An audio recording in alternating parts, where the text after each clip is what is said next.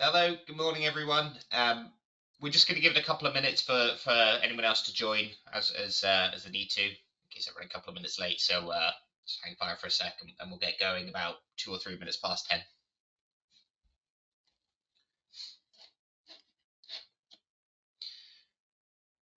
So as we go through today, just feel free to plug some questions into the question box as well. I'll cover those at the end.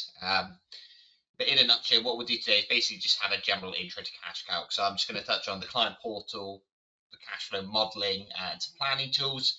We won't go into too much detail, but hopefully what you'll be able to do is take away from today a bit of an insight into the three core elements of CashCalc and where you get the best out of it.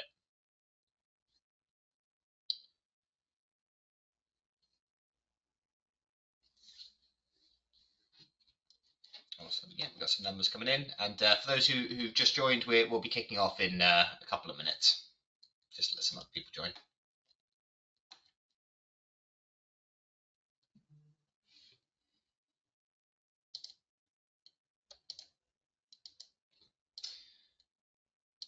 Cool. So we've got some numbers coming in now.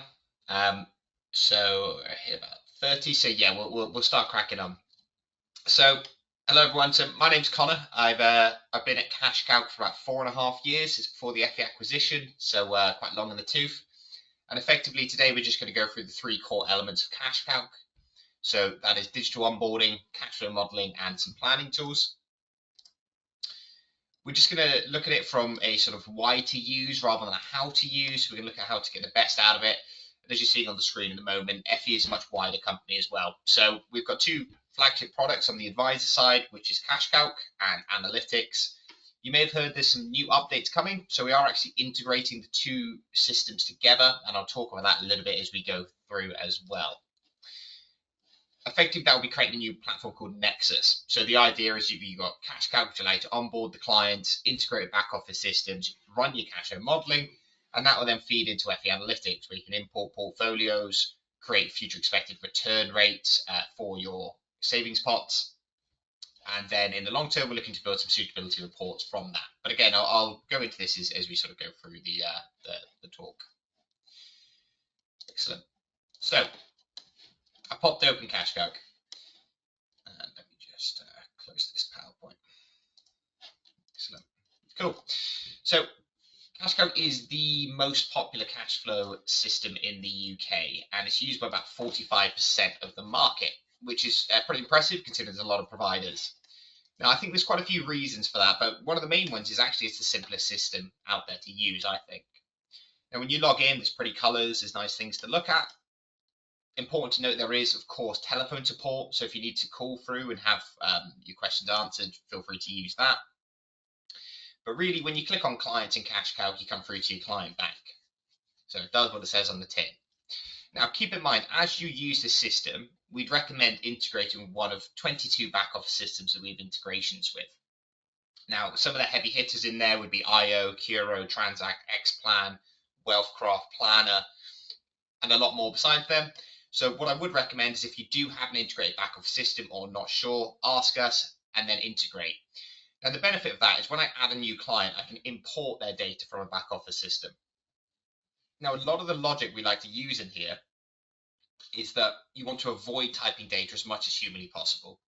So advice time is valued at about 120 to 200 pounds per hour on average. So effectively every hour you're doing admin or just typing between systems, it's costing you that time.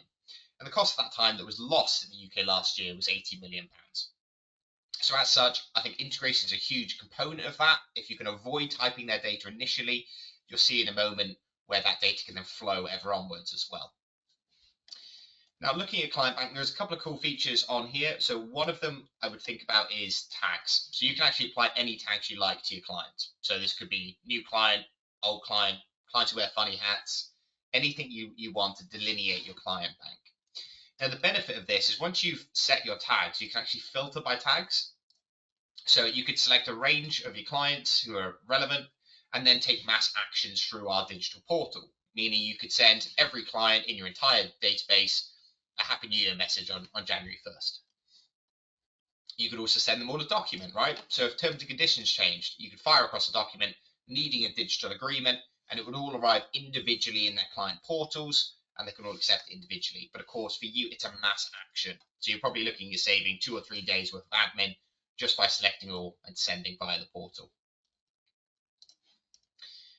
Now, clicking onto Joe and Jane blogs, you may note there's a bit of a theme here. I'm very bad at naming, so they sound a bit like a GCSE math question. But we're on Joe and Jane, and once you click on a client, it's a bit like going into their room in the house of CashCalc. So this whole menu belongs to Joe and Jane here. Now, where I'd go next is the onboarding. So I can actually hit onboarding and invite to client portal.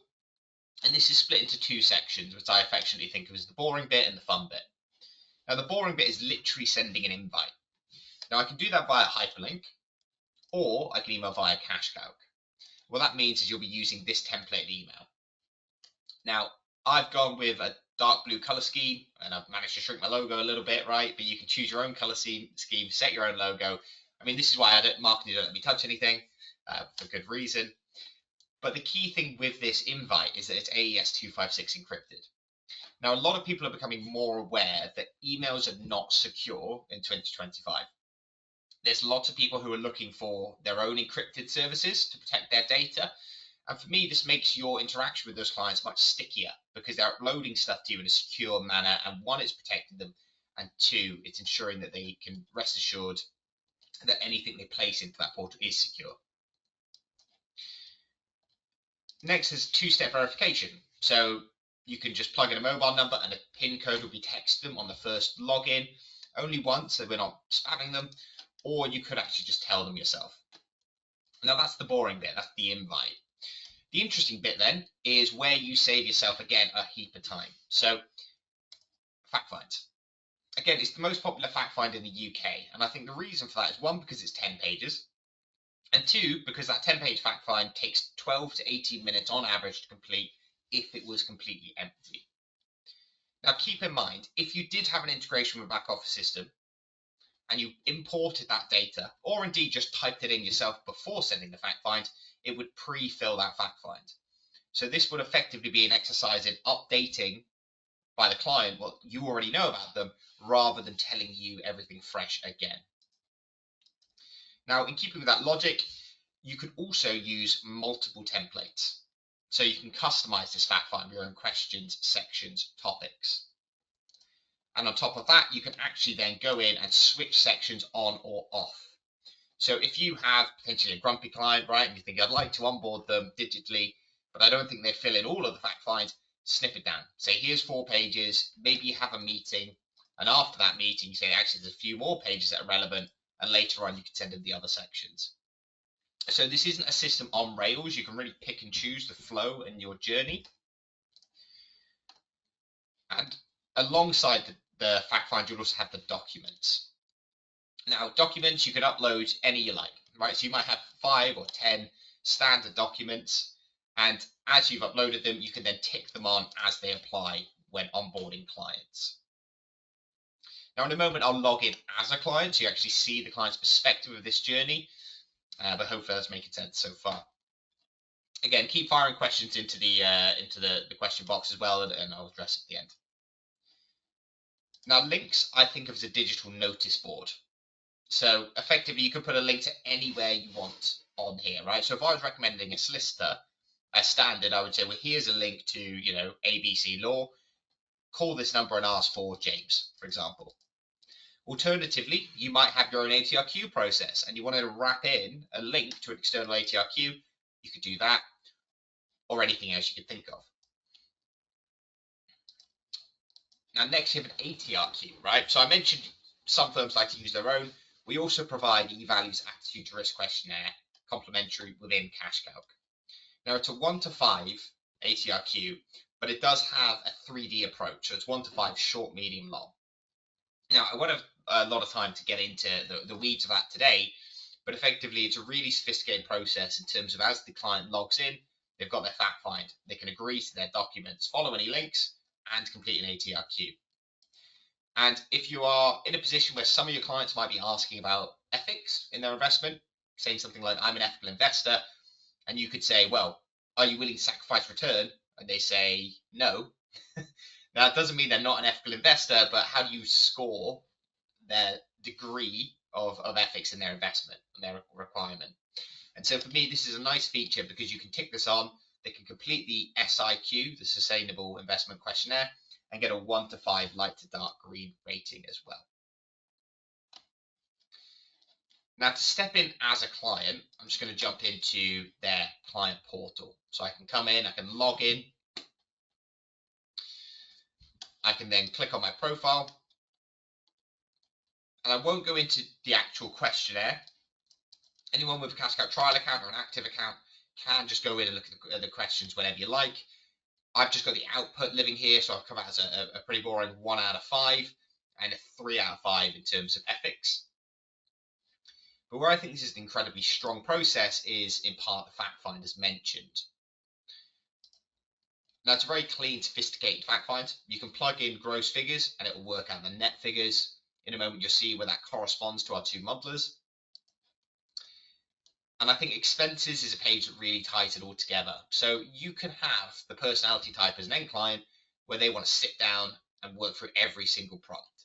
I'm sure you've all had clients who've turned up with a plastic bag full of receipts and said, here you go, that's what I spent to the penny in the last 6 months. And they can do that. Now, of course, any data they give you is, again, can be exported back to CRMs without being typed. But they can also have that personality type where maybe they just want to say, I spend 20 grand a year. Now, in all likelihood, they don't spend exactly 20 grand or 30 grand or whatever it is. But the way we look at it is let's up engagement by not making this too granular. So if you don't want to get loads of detail, they can still give you that core data. And those who do love the detail can do that as well. Again, I'd recommend exploring the fact find as you go through. And if you're interested in using the portal or do already, I would recommend adding yourself with a second email address as a client. Now, the reason I would do that is there'll be a bunch of updates coming, which I'll talk about in a second, but also you might want it for A/B testing. So how does this logo look? How does the questionnaire look? Do I like how this document comes across, etc., etc. Now, I've just clicked onto documents. I've got all the documents I've ever sent the client. I think what this really helps to do is cut down on the back and forth. So I'm sure you've all had questions with clients where they've said, you've sent me this a few months ago, I can't find it, and vice versa. And it's constant sort of back and forth in terms of lost documents. So for me, I would use this as a place to store all the documents I've ever sent the client.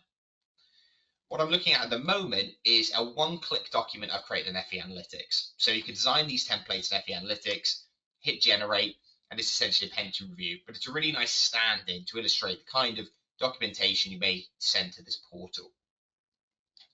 Now, as mentioned, this is a digitally agreeable document, right? So that's legally binding. It takes a snapshot of their name, email, IP address, time, and location. And those are the 6 bits of legal information required to make it legal.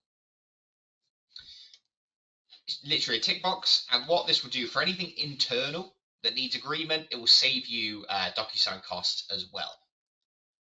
Now, of course, the client can download this whenever they like. And importantly, they can upload documents back to you as well. Now, this is early days, but we've got a couple of pieces of development we're thinking about at the moment.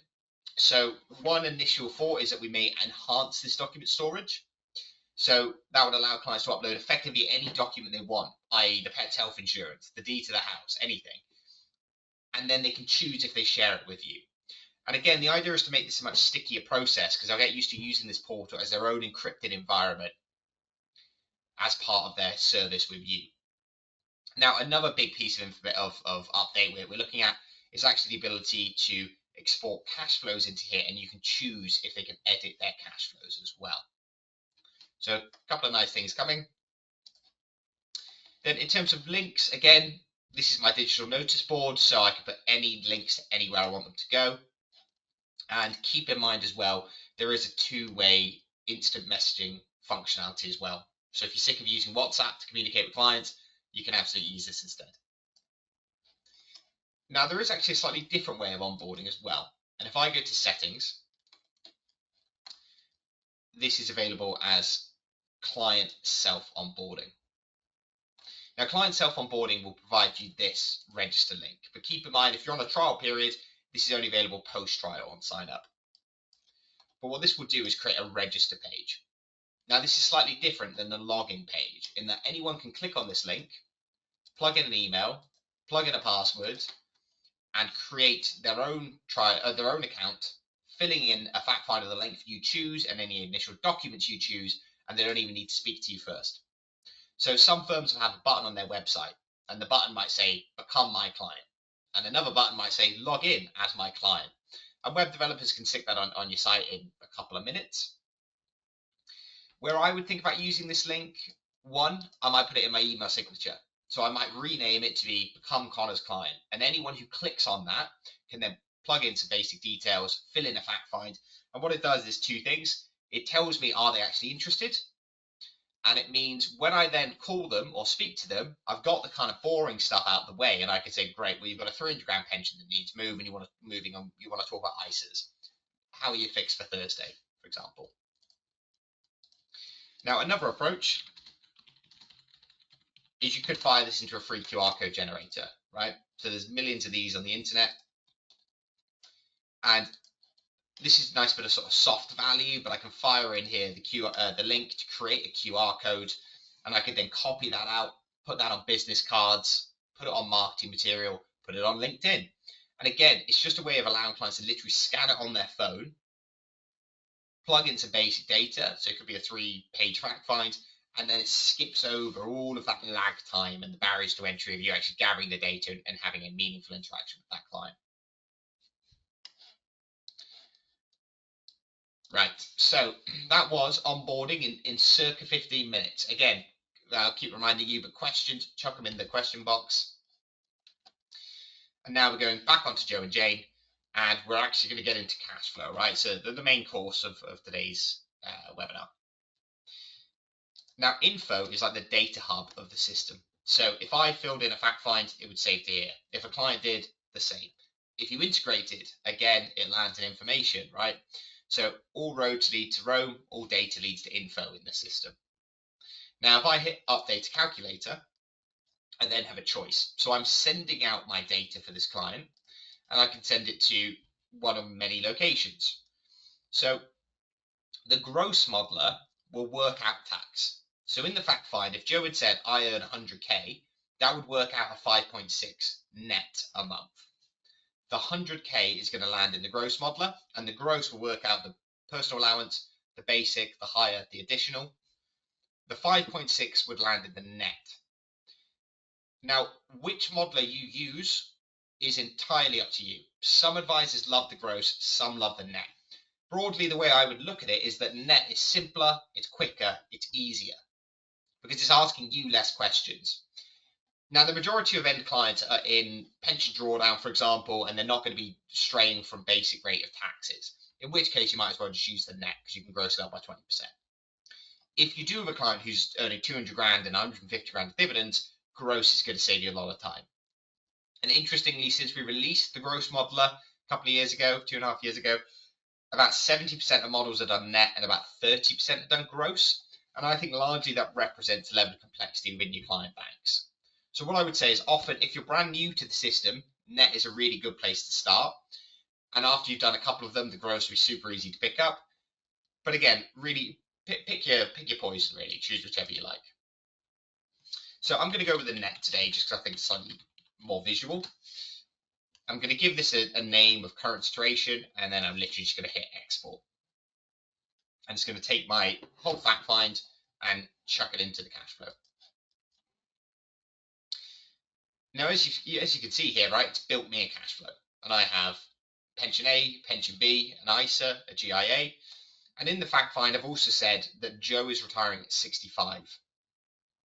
Now, what that means is his income will stop, but his expenses are the same, ergo, the accumulation begins, right? So we can see the first pot being spent, the second pot being spent, and so on and so forth.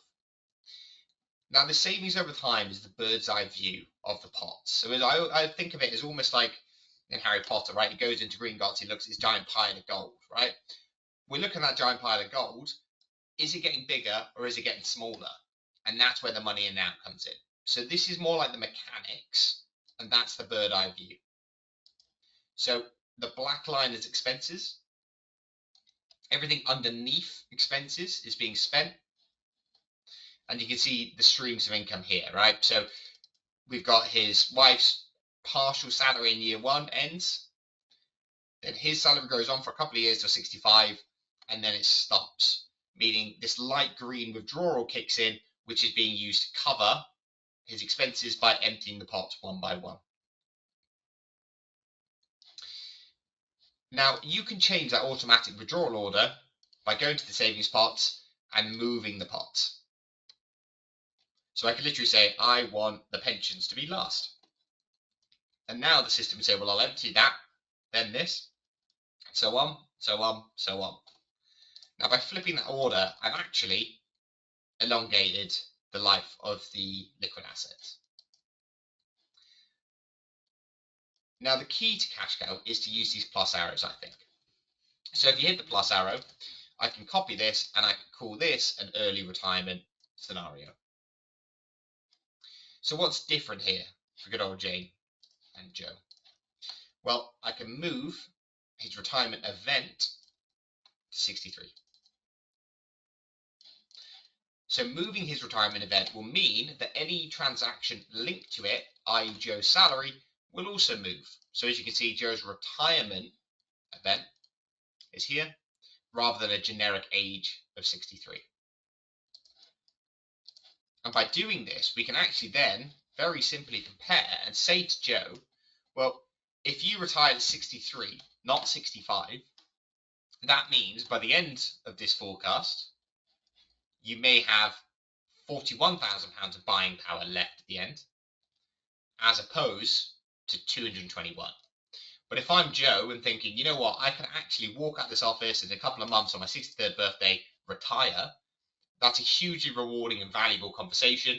And the time to allow him to gain those 2 years back is about 15 seconds.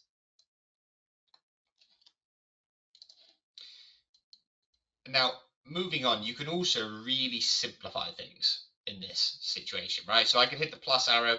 This time, I'm actually just going to do a blank forecast. And I'm going to create an empty forecast, but I'm calling it cash versus inflation.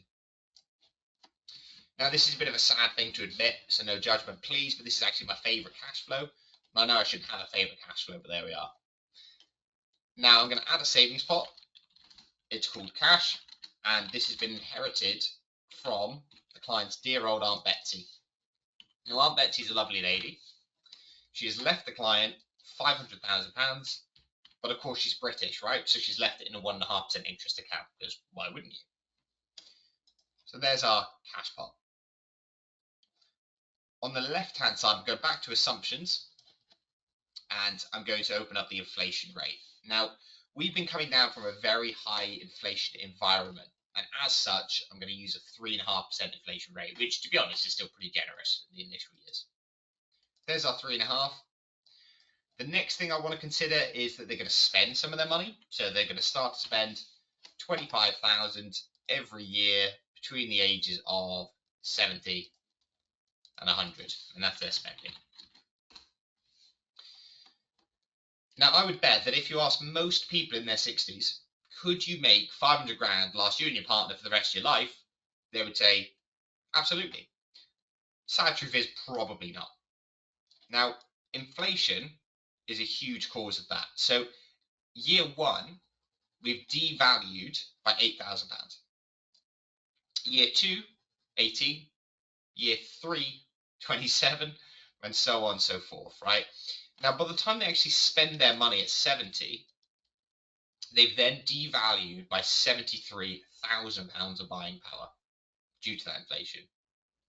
They then begin spending just over £1,000 a month buying power each, and they then run out of money at 84. Now, this is the depressing truth of leaving too much money in cash, right? It devalues and you spend it and it goes very quickly. Now, if I hit my plus arrow again, this time I'm going to clone this and I'm going to call this investment versus inflation. So the question would be, what's different between cash and an investment? Well, primarily, it's the growth rate. So the simplest way of doing this is I could go in and say, I expect 5.5% as a return. Super, super simple. I've got a better return than on the cash. And again, in a few seconds, we can then start to forecast and say, well, look, if you had 5.5%, you're likely to have about 20 grand of buying power at 100. If you left it in the cash with the same spending and the same inflation, you're likely running out of money at 84 instead. So that's option A, if you will. Now, option B, and again, I'm going to copy this, is a variable growth rate. Export this in. So I'm going to use a variable growth rate, and there's a couple of ways of doing this. Now, if you want to, in settings, you can actually import the e-value attitude to risk asset allocations. Now, these asset allocations are 20, 40, 60, 80, and 100% equities, right? So it's a really nice generic example. Now, in this scenario, perhaps Joe and Jane in their ATRQ have said they're a risk 3. So I can use the risk 3 profile. I can go on to the variable approach and say they're a risk 3, long term, and apply. Now, this is then using the historical data of those sectors and their past performance to illustrate the ups and the downs they're likely to experience in a 60% equity portfolio. So it starts with minus 11%, then it goes up to 16, and so on and so forth, up and down, up and down. Buying power at the end is £296,000 versus negative 287. So a really clean inverse curve there, effectively, in terms of how long before you run out of money, 84 versus never. Now, if I then take a step down, I can pop open the stress testing. Now, with this stress testing, again, you have two options, right? So you might want to go in and say, I want to take my example that I've just done, and I'm just going to call this with a stress test. So you may wish to create a new scenario so you can then just drop a crash on top of it. Now, keep in mind, to a degree, I'm stress testing a stress test here, right? Because this variable does crash frequently. And you can guess it, every sort of 5 to 10 years, there's your crash. Now, having said that, if I want to, I can build my own crashes, or I can use one from the past. So a really classic one is the 0709 scenario. I could say, well, what if that happens at age 80 and it impacts this investment? So we get a big old slash of minus 35% right in the middle of the forecast. Now, interestingly, even despite the fact that the model crashes frequently anyway, and then I've chopped its legs out with another 0709, in terms of returns, we still have a much better lifespan on our investment and our spending power than we do in the cash. So that's option A of stress testing. Option B of stress testing is if I'll go back to my variable growth without that crash, and instead of market simulations, I'm going to use a Monte Carlo. So I'm going to go in and say, well, I'm using this risk 3. I'm going to be using this variable benchmark. And now the client said to me, I want a minimum buying power at the end of 150 grand. So they start to get a little bit greedy now. Now, what this has done is simulated that variable return 10,000 times. Ergo, we've created 3 potential outcomes: the pessimistic, the median, and the optimistic. Now, the pessimistic has 25% of the potential returns below it. The median has 50% above and 50% below, and the upper quartile have the top 25% above. And each of these grey lines are a potential outcome of this scenario. Now, effectively, that tells us that in 62.4% of simulations, we end above minimum buying power, 150 grand, right?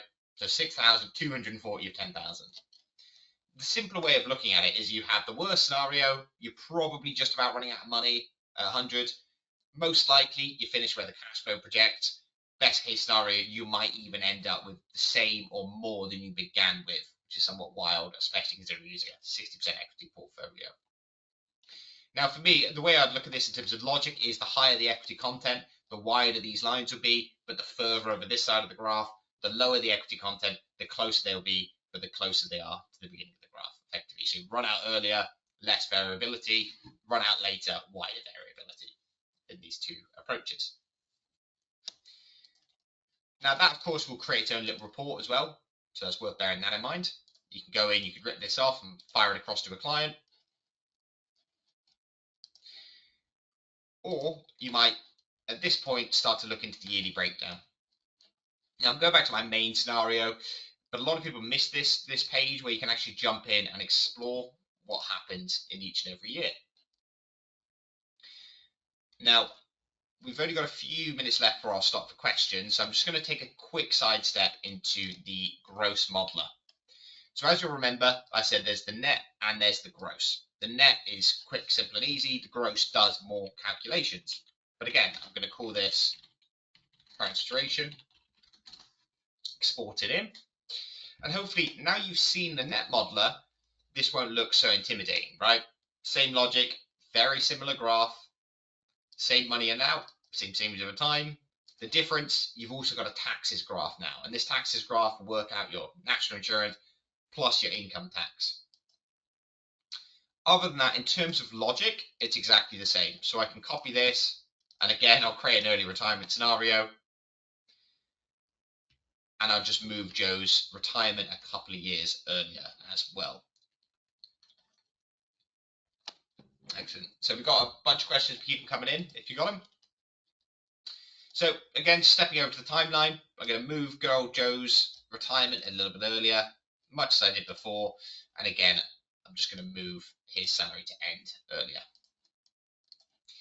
Now on the gross modeler, this is what I mean in terms of it's not radically more complex. It just gives you a lot more options, right? So if I want to add an income, it's going to ask me what kind of income. Is it employment or other? If it's other, what kind of other? Dividend, taxable or not? And are they self-employed or employed? So on and so forth. So again, similar logic, just slightly more. Now, in the next few months, we are planning to add capital gains tax and IHT to this cash flow. So keep an eye out for that. That's due circa summer of this year.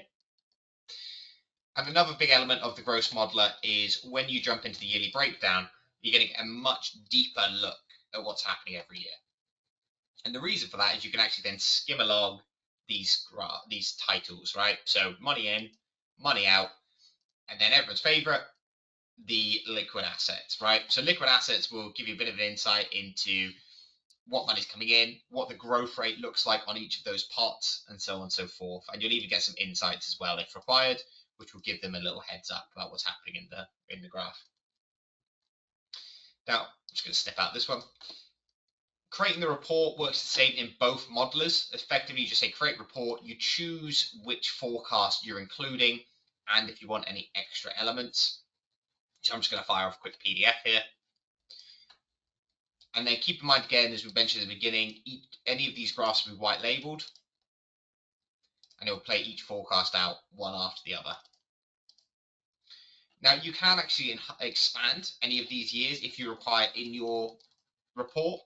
Most of the time I wouldn't bother necessarily because it might be too much detail, but you can if required.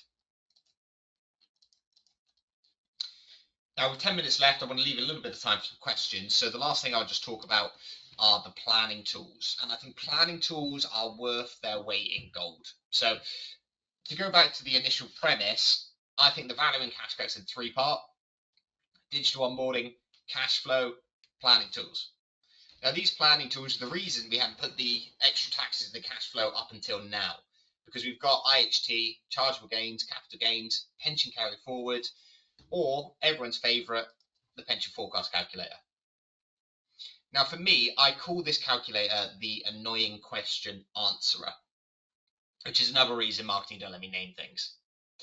But effectively, this does what it says on the tin, right? So if it's 5 o'clock on a Friday and someone says, I would like to turn my pot of £175,000 into a pot of £218,000, just to be arbitrary, and I've got a growth rate of 5.7% and 5 years to plan, how much should I save, Mr. or Mrs. Advisor? And in this case, we have a gross monthly saving of £207 linked to inflation, which would lead to you getting your 218,000. Meaning, if you took an 8% drawdown at retirement, you're getting 1453, lasting for 16 years. So this does not reinvent the wheel, but what it does do is save you a heap of time getting your scientific calculators out, right? And you can flip your parameters around, right? So what if I want to take a specific income at retirement? I've just seen that I can take 1453 in that scenario, but if I wanted to take 1600 from my pot of 175, and I wanted that to last for 19 years, again, how much would I save for the next 5 years? 1163 to get 279 to take that for that. Okay, so super simple, but everyone tends to love this one. And I'll just choose one more and then we'll pause for questions. Or maybe I'll treat you to two more.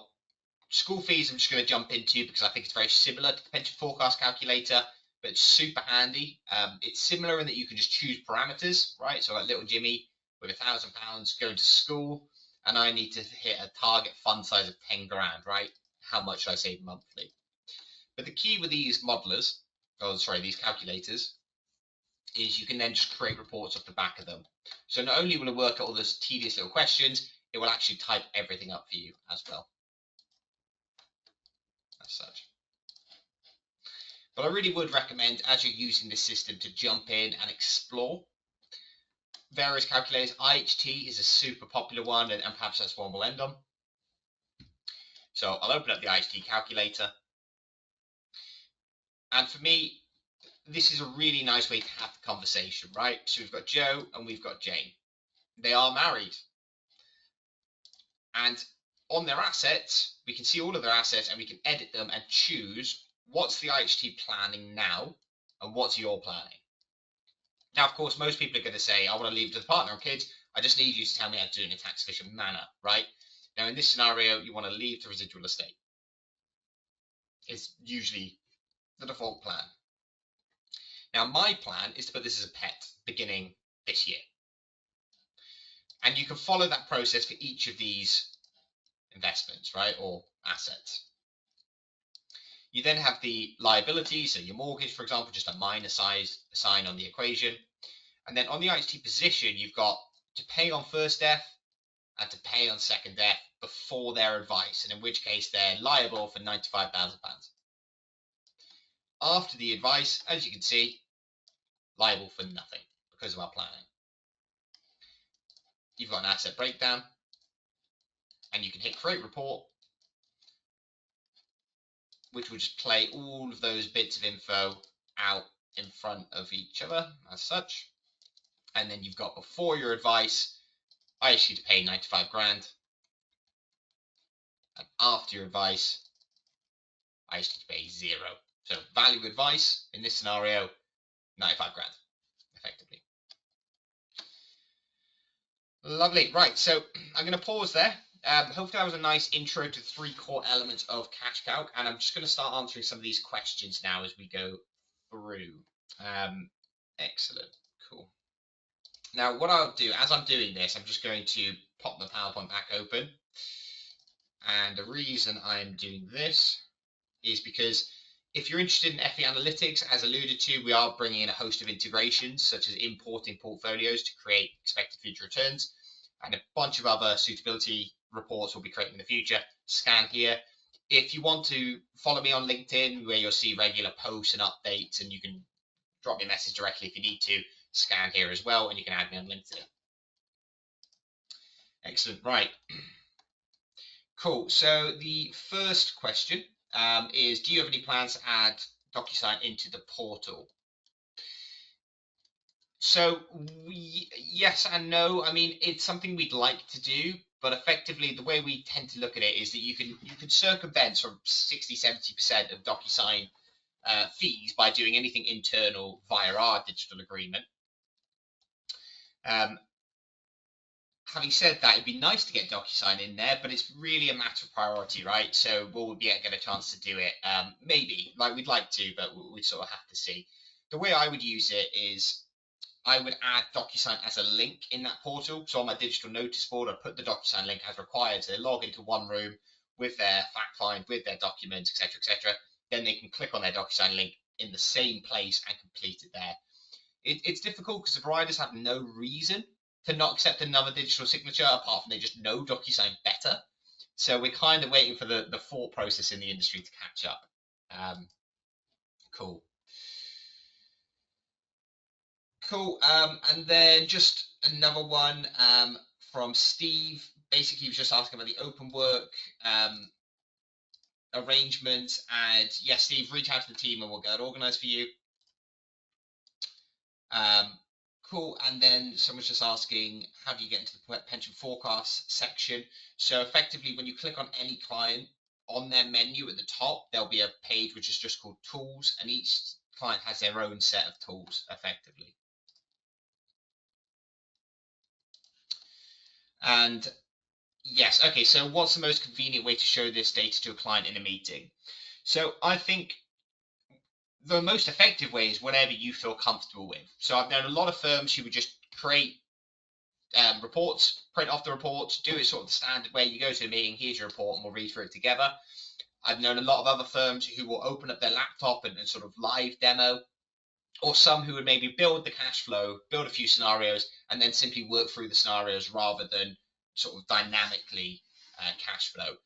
My gut instinct is that once you've done a bunch of cash flows, you'd probably get into a point where you may say, I'm going to bring a laptop, plug it into a monitor or something, and then being able to dynamically cash flow is really engaging, because you might talk to a client, they say, well, this is all well and good. I can see I retire early now. That's amazing. Could I also take the grandkids to Florida, right? Could I also buy that BMW I've wanted?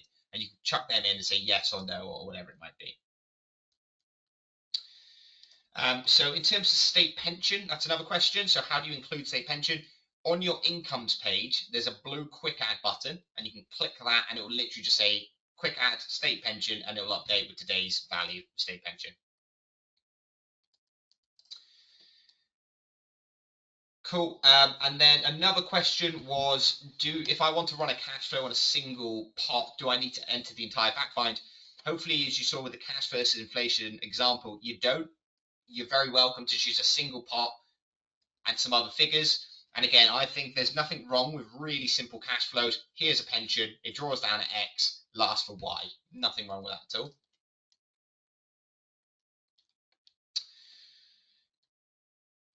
Cool. Has this session been recorded? My colleague Jacob will answer that. I think the answer is yes. And if so, we'll make that available.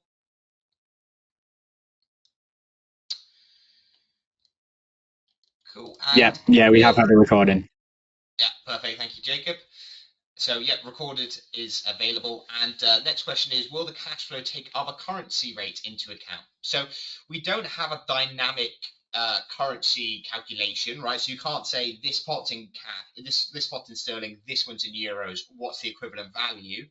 However, you can go onto a client's settings and set them to have euros or set them to have dollars or whatever you want. And that would then allow you to use everything as euros and everything as dollars. So while it doesn't calculate the difference in values between currencies, you can use effectively any currency you want.